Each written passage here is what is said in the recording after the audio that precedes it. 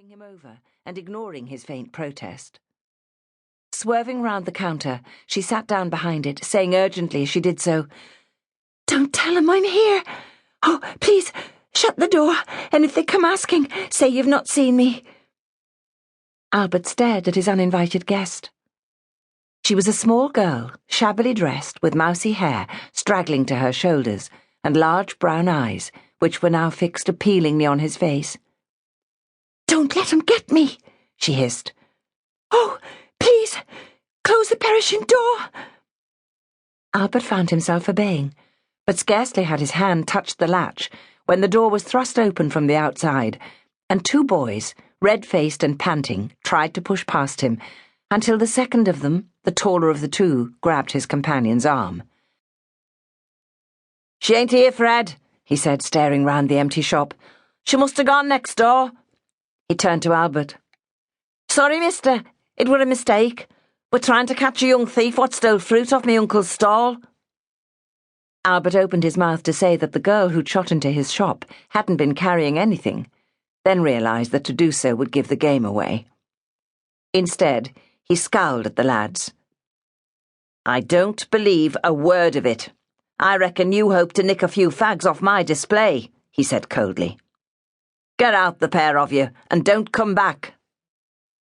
The elder of the two boys began to protest, but Albert pushed them both out, shut and locked the door, and hung up his "Sorry, we're closed" sign.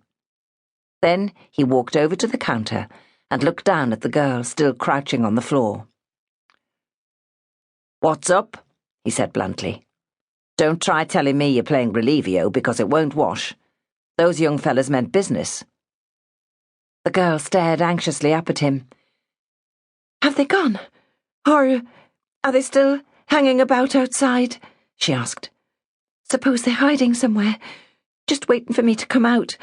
Oh dear, whatever shall I do?" Albert saw that the girl's big brown eyes were full of tears, and went over to the door to check that the lads were not hanging about outside. As far as he could see, the pair had disappeared, so he locked up again and turned to the fugitive.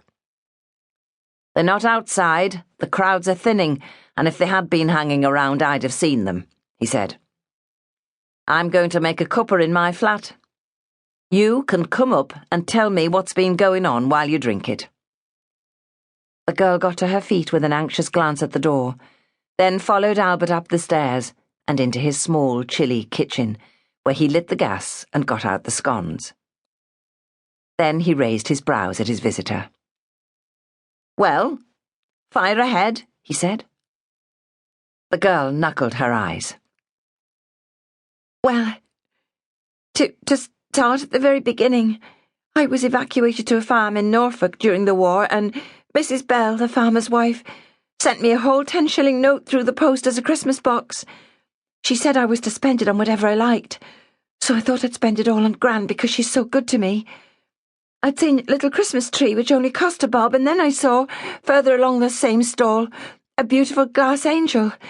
I picked it up and held it out towards the stallholder, along with a 10-shilling note." She sighed tremulously. "Only the boys must have seen the money and tried to grab it, and in the struggle the angel got broken.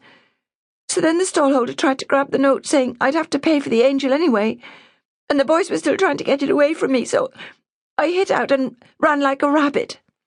She sniffed, then smiled. "I'm very sorry about the angel and the little tree, because I reckon Gran would have loved them, and I'm truly sorry I led the boys to your shop, mister. I didn't mean to bring 'em down on anyone else." Albert laughed. "I've dealt with worse in my time," he assured her. "The first place looters used to head for when there'd been a bad bombing raid was a tobacconist. I used to keep a cudgel under the counter. Still do, so I'm not frightened of those lads.